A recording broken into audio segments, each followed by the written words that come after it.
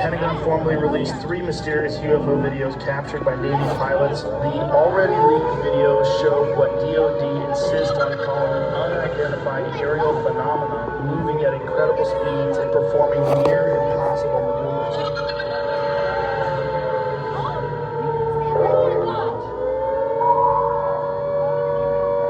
What the? Breaking today, the Department of War publishing a second round of declassified UFO files.